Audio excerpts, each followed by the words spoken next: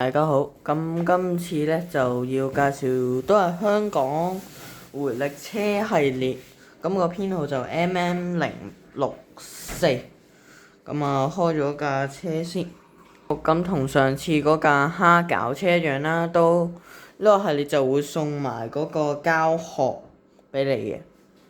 咁就呢部車係一部 Toyota 嘅 Hiace 啦，咁啊上面個編號就 AM8899，咁啊後邊個車尾箱亦都可以打開啦。咁個車牌就我睇下先啦，咁啊個車牌就 AM323啦，咁啊兩邊都有印有警察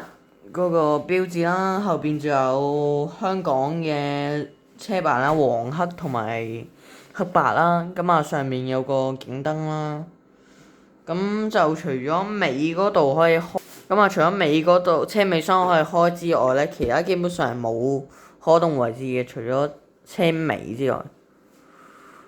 咁啊上面亦都有個警燈啦，咁啊前面亦都有警察嘅嗰個指嗰個標誌。好，咁就呢條片嚟到呢度先啦。